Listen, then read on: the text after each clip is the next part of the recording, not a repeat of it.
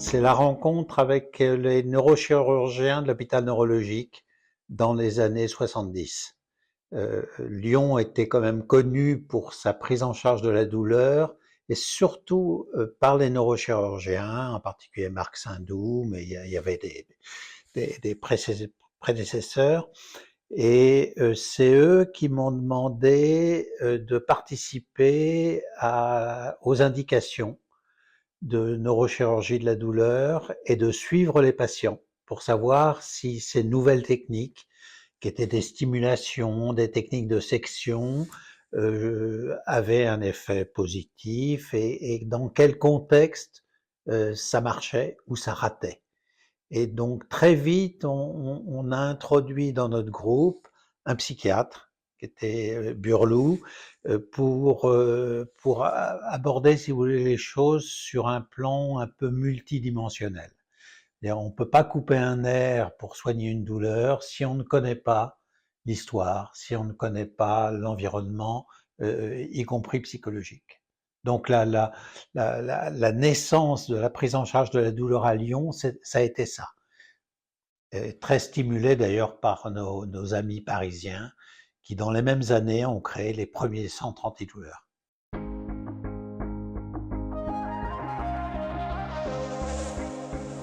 On met en place une consultation spécialisée qui était l'embryon des centres antidouleurs actuels, avec un neurologue qui était moi, un neurochirurgien qui était Marc Sindou, un psychiatre qui était Burlot.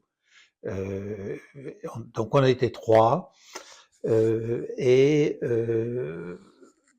d'emblée, si vous voulez, on avait compris qu'il fallait que le patient soit pris en charge en parallèle par le somaticien et le psychiste, pour pas qu'il ait l'impression que le psychiatre soit la dernière porte qui mettait en cause la crédibilité de son discours.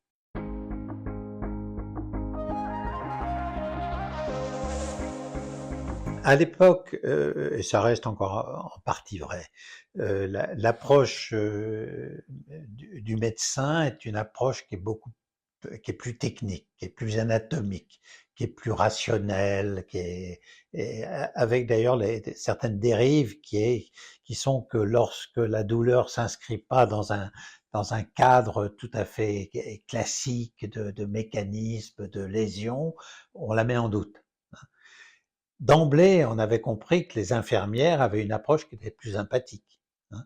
La démarche positive sur ces 30 ans, ça a été le développement de l'empathie chez les médecins, pas assez à mon avis, mais quand même, et la démonstration, c'est ça que le point important même pour l'enseignement des étudiants, la démonstration que l'empathie est antalgique.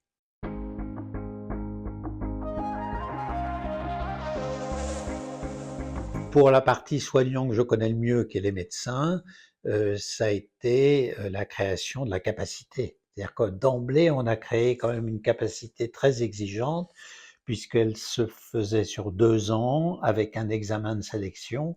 Donc 2 ans d'enseignement de tous les types de douleurs, de tous les mécanismes. C'était une énorme participation de tous les collègues qui faisaient de la douleur dans la région Rhône-Alpes. Donc ça a été déterminant pour créer un réseau. Hein.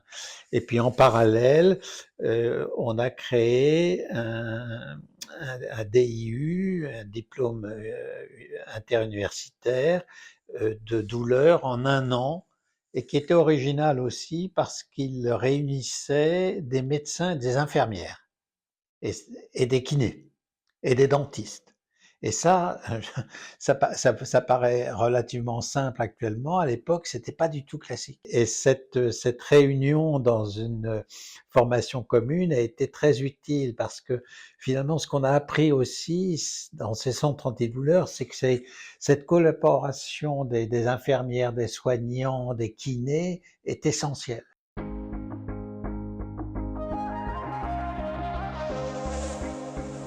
On a été sollicité par Monsieur Anger parce que, si vous voulez, l'identité et prise en charge de la douleur de la région Rhône-Alpes était connue. Pourquoi on a dit oui? Parce qu'évidemment, on avait conscience que euh, une fondation nous amènerait des fonds, nous permettrait de lancer des projets de recherche, d'aider des structures qui n'avaient pas de financement pour lancer des centres antidouleurs ou des nouvelles techniques. Donc, pour nous, c'était évidemment bénéfique. Je me rappelle très bien des premières discussions. Qu'est-ce qu'on peut faire? Il faut un conseil scientifique, il faut donner de l'argent à des projets qui sont révisés, il ne faut pas se contenter de rester uniquement dans la région Rhône-Alpes, il faut s'ouvrir à la France, voilà. Et dans un conseil scientifique, puisque on va aborder les choses à la fois sur le côté soignant pragmatique, sur le côté de la recherche, il faut des représentants des neurosciences, des anesthésistes, évidemment le psychisme était fondamental, il faut des psychiatres, il faut des infirmières, voilà.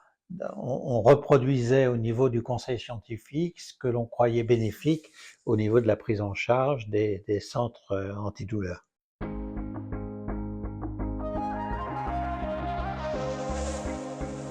C'est multiprofessionnel, mais au sens aussi multidimensionnel. C'est pas simplement des spécialistes différents qui abordent la douleur par organe, mais c'est aussi des approches différentes en termes de perception de la douleur, en termes de perception sociologique, psychologique, neuroscientifique. Donc il y a une vraie complémentarité. Quand vous faites discuter un neurochirurgien qui sait très bien quel type de nerf couper avec quelqu'un qui fait du massage plantaire, si vous voulez, il y a deux cultures qui peuvent s'affronter.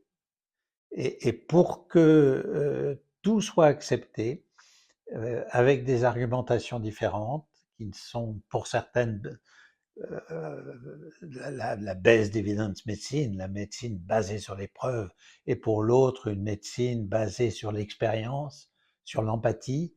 Et il faut un conseil scientifique qui a de la souplesse et de l'ouverture. Et c'est peut-être ça qui a été la principale évolution du conseil scientifique. C'est que chacun sorte de son ornière et accepte le raisonnement d'autrui.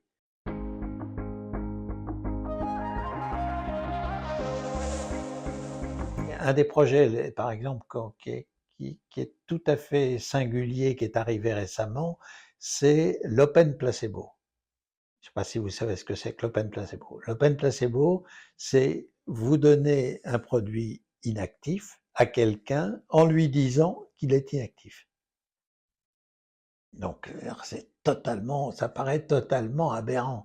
En principe, toutes les études qu'on faisait contre placebo, on disait aux gens, c'est un produit antalgique.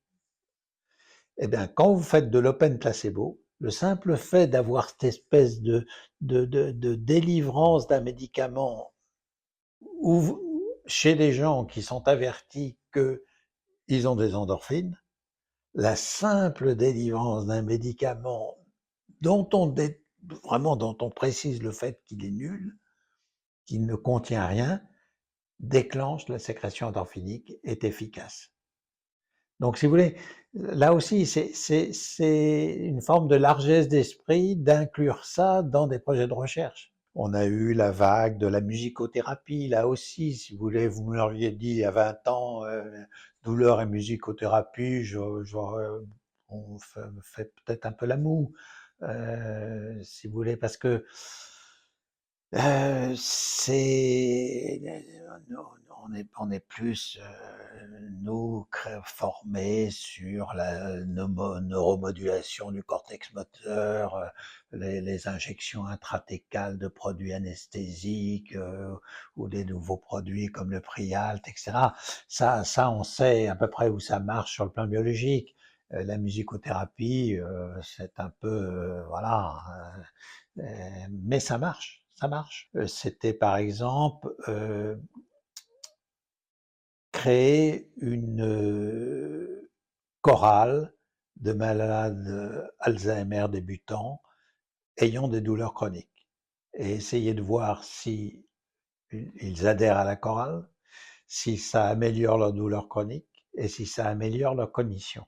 Et ça, on l'a fait de façon scientifique. La chorale, ça m'avait beaucoup impressionné parce qu'effectivement, il y avait eu un concert organisé pour les familles et ce niveau d'émotion, d'empathie des patients, hein, qui chantaient devant leur famille qui était forcément déjà enfin, au courant du diagnostic avec tout ce que ça suppose de dévalorisation narcissique, il y avait un vrai enthousiasme, reconnaissance de la famille de cette capacité résiduelle. Ça, c'est un truc qui m'avait marqué et comme souvent, les choses qui vous marquent vous font progresser.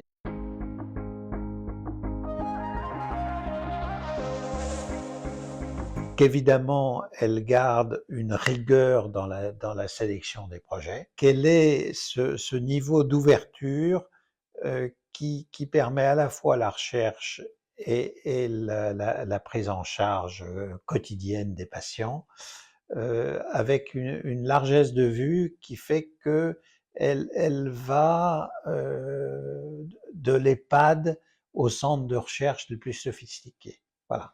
Qu'elle garde cette espèce de largesse de vue.